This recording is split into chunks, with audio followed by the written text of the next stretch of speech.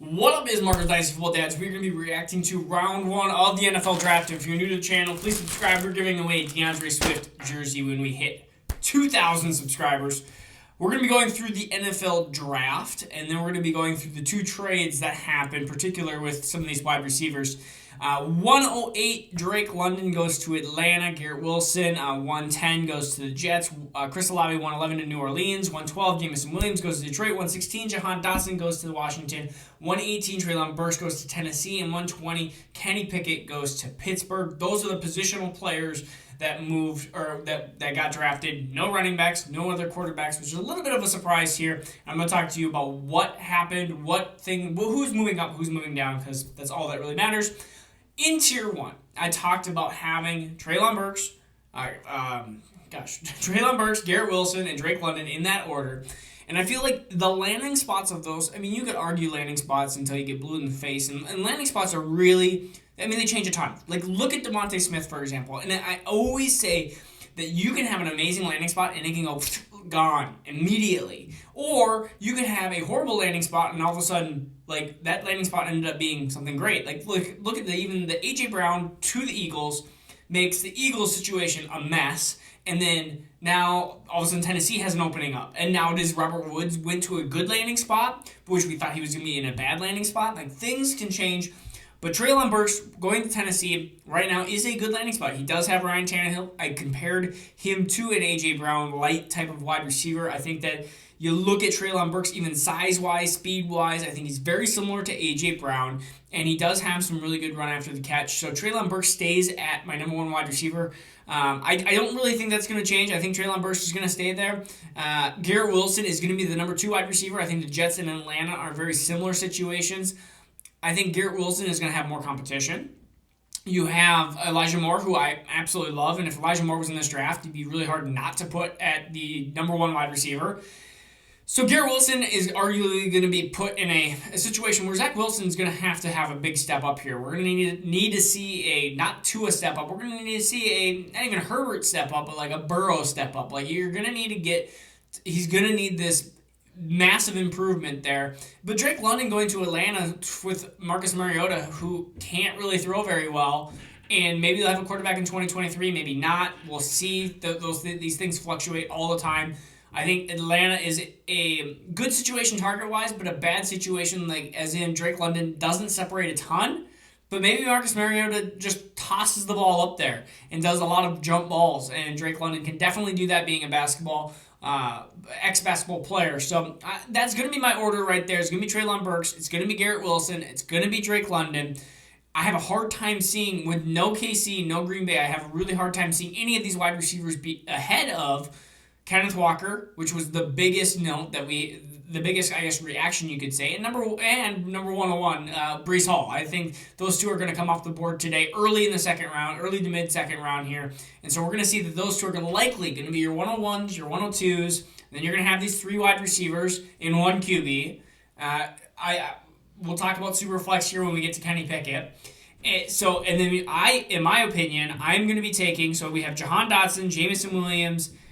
No George Pickens. I don't know where George Pickens is yet. So Jameson Williams is going to be my number 4 wide receiver. He's got the draft capital that's going to go ahead of George Pickens. They were in the same tier. Detroit is a situation I do kind of like. I think they're an upcoming team. You already have DeAndre Swift. You already have T.J. Hawkinson.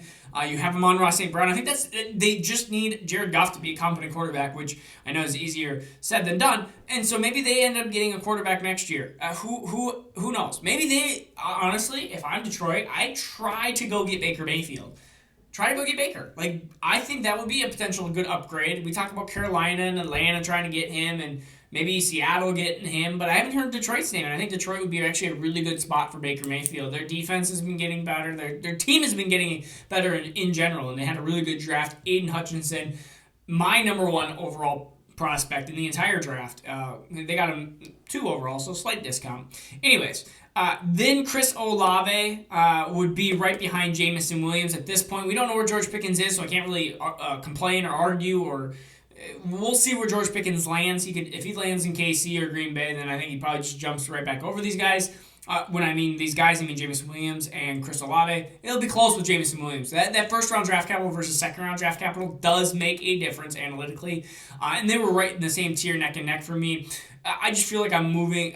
George Pickens just might get just a hair down from Jameson Williams here. But Chris Olave going to New Orleans, I like that situation for him. I think he's a good possession wide receiver. I think that is a better fit. I think honestly that Winston. I can actually talk. I think Winston needed a wide receiver like Chris Olave.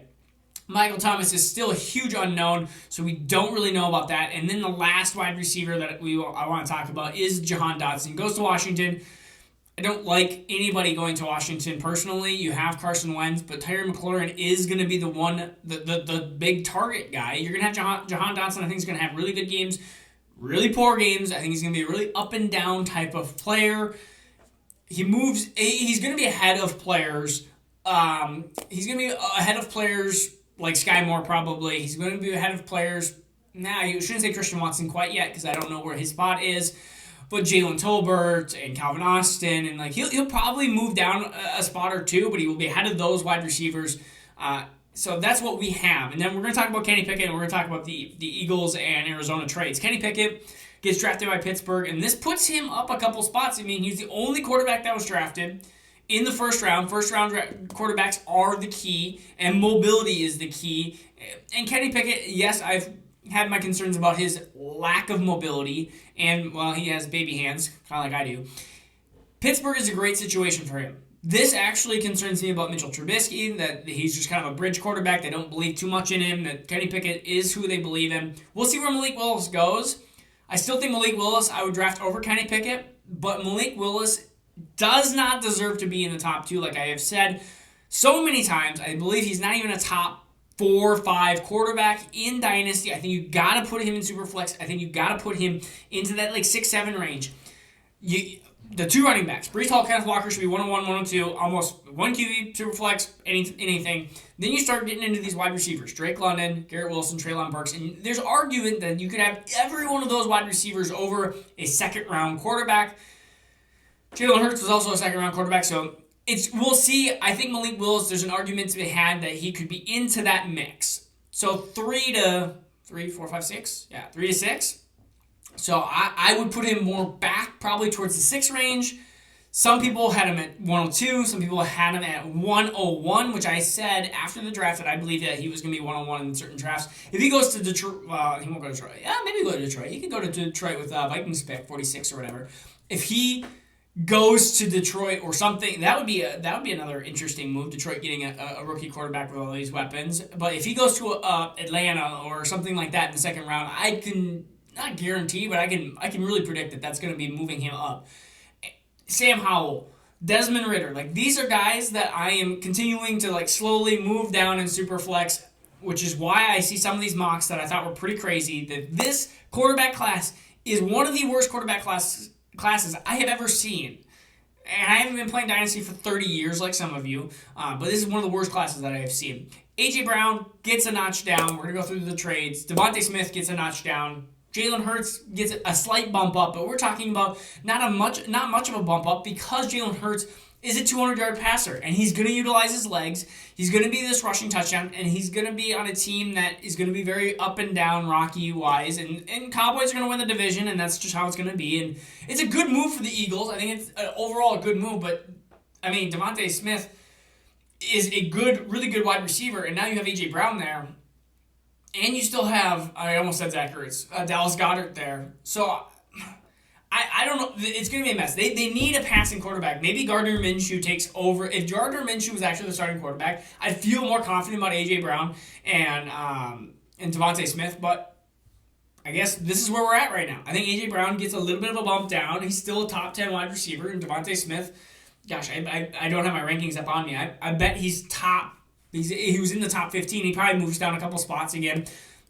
The Devontae Smith plus something for Jamar Chase, that value has gone down. Or the A.J. Brown straight up for, A.J. Brown, Tyreek Hill. Those things were being asked. And it's well, I guess that's bad because Tyreek Hill moved. But AJ Brown or Cooper Kupp? What would you rather have in Dynasty? Like, those are questions that are now being had, where AJ Brown being the lone guy, not the lone guy necessarily, because Robert Woods, but being the main focus of that offense was a lot more valuable. Marquise Brown goes to Arizona, reconnects to his Oklahoma connection. I believe I'm trying to think. Marquise Brown, yeah, they played. They definitely played. I was trying to think, did he play with Baker or did he play with Kyler? But I'm guessing he played with both. I actually don't know, but I'm assuming that he played with just kind of his drafting. That I'm assuming that he played with Kyler, but I'm not 100% guaranteed. But they both played at the same school at least. And Marquise Brown, I think he gets the Christian Kirk role. You're going to be talking about a wide receiver from 24 to 36. He's going to get devalued because he's not the number one target. Rashad Bateman gets a bump up here. He's going to be in that Marquise Brown role, the guy who I thought kind of faded into irrelevancy here. Rashad Bateman has now got a huge bump up, and now he becomes a probably wide receiver 3 in 2022. And so that's a bump up for Rashad Bateman, and probably a bump up Marquise Brown or Rashad Bateman. I'm going to take Rashad Bateman over Marquise Brown by a hair. It's a debate. You can put, I almost hit my microphone. You can comment who would you rather have, Marquise Brown or Rashad Bateman in Dynasty. Boom. And who would you rather have in the 2022 season? I'm going to go Bateman with both. I'm just going to go with it. All right? Oh, and A.J. Brown got a 4-year, $100 million extension, so he is going to be there every single stinking year that Devontae Smith is there. I just traded for Devontae Smith not too long ago, so I am mad. But it's Dynasty, so what are you going to do? I will react to round 2 and 3 and stuff, or if I get to it, sometime on Sunday. Saturday? Yes. No. Yeah, Saturday. Sometime on Saturday. I will try to get you a close reaction as closer to when the draft is over here. I'm hanging out with some friends today, so I will not be able to do an immediate reaction or a live. I'm sorry, but you can comment on this video. You're crazy. What crazy trades happened in round 2? All right? This is Marcus with Dynasty Dads. Peace out. We'll see you soon.